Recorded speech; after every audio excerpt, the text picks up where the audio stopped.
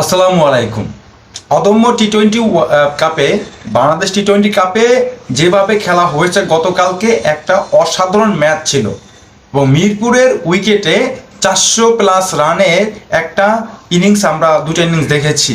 সেই ইনিংসে ব্যাটাররা যেভাবে ব্যাটিং করেছেন, বোলাররা যেভাবে ম্যানেজ করে খেলেছেন, দিন শেষে মুস্তাফিজুর রহমানই জয়ী হয়েছেন। মুস্তাফিজুর রহমান তিনি 18তম ওভার এবং 20তম ওভার এসে যেই কাজটা করেছেন সেটা কিন্তু অবিশ্বাস্য ছিল। অদম্য টি-20 বাংলাদেশ কাপে টি-20 কাপে প্রথমে ব্যাটিং নেমে ফাইনালের প্রথমে ব্যাটিং নেমে দুর্বার একাদশ তারা কিন্তু যে কাজটা করেছে, ধূমকেতু একাদশ তারা যে কাজটা করেছে সেটা হচ্ছে 209 রানের একটা পুঁজি তারা পেয়েছে এবং 209 রানের ওই ইনিংসটার মধ্যে দুই ওপেনার সাইফ হাসান এবং তানজিদ হাসান তামিম দুজনে কিন্তু 50 দেখা পেয়েছেন এবং এক পর্যায়ে মনে হচ্ছিল যে দুজনে একজনে সেঞ্চুরিও পাবেন। প্রথম উইকেটের দেখা পায় একেবারে 13-14 ওভারের মাথায়।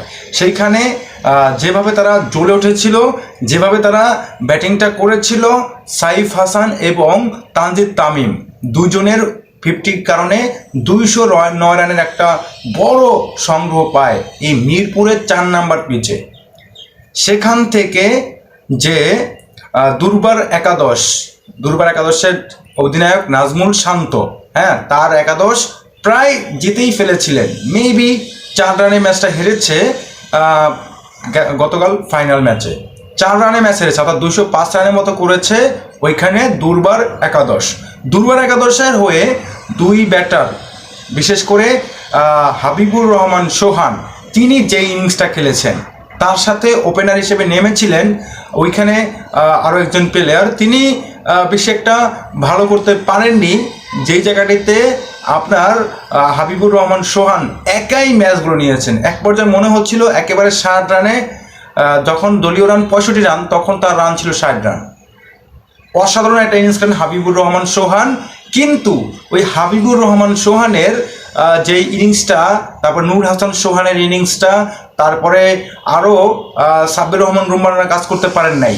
আরও একটা কথা বলতে চাই, অনেক দিন পরে আফিফ হোসেন ধ্রুব, তিনি যেই ফর্মটা দেখিয়েছেন গতকালকে, তিনি যেভাবে ব্যাটিংটা করেছেন, অসাধারণ। এক পর্যায়ে মনে হচ্ছিল তিনি ম্যাচটা জিতেই তারপরেই তিনি মাঠ থেকে বের হবেন। But Mustafizur Rahman, remember the name, Mustafizur Rahman পুরো বিশ্বকে উলটপালট করে দিয়েছেন, বিশ্বকাপকে উল্টাপাল্টা করে দিয়েছেন। ভারত পাকিস্তান ম্যাচটাকে বয়কট করার সিদ্ধান্ত নিয়ে দেওয়া হয়েছিল এই মুস্তাফিজের কারণে। সেই মুস্তাফিজকে ধারাভাষ্য প্যানেল থেকে বলা হচ্ছিল বারবার, এই মুস্তাফিজুর রহমানকে বিশ্ব ক্রিকেটের ভালো বড় ব্যাটাররা চিনতে পারেনি এখনো। কিন্তু আমাদের ব্যাটাররা হাবিবুর রহমান সোহান কি দারুণ তিনি খেলছিলেন। তার সব বলেই মারতে হবে মুস্তাফিজুর রহমানকে। যখন তিনি অ্যাটাক করতে লাগলেন, প্রথম একটা ছক্কা পেয়েছেন, তারপরে 4ও পেয়েছেন, তৃতীয় বলে যখন মারতে গেলেন সেখানে কিন্তু তিনি ধরা পড়লেন, টপেজ হয়ে যায়, সুইপ করতে গিয়ে টপেজ হয়ে যায়, তখন কিন্তু সহজে অনেক উপরে বলে চলে যায়। সেখান থেকে একটা দারুণ একটা ক্যাচ ধরেন, সেখান থেকে হাবিবুর রহমান সোহানের আউট হয়ে যায়। এরপরে নুর হাসান সোহানরা ভালো করেন, আফিফ হোসেন ধ্রুবকে ভালো করার চেষ্টা ছিল। শেষ মুহূর্তে 18 নম্বর ওভারে মুস্তাফিজুর আসলেন, সেখানে বেশি রান দিলেন না। এরপরে আসলেন 20তম ওভারে, যখন রান দরকার ছিল আপনার 14-15 বা 15 রানের মতো, সেখানে আপনার মুস্তাফিজুর রহমান শেষ একটা ছক্কাও খান। শেষ পর্যন্ত মুস্তাফিজুর রহমানকে ওই আফিফ হোসেন ধ্রুবরা, সাব্বির রহমানরা রান করতে পারেনি, তারা ম্যাচটাকে বের করতে পারে নাই। মুস্তাফিজুর রহমানের জয় হয়েছে। Mustafizur Rahman champion bowler, you have to call it. Mustafizur Rahman champion bowler.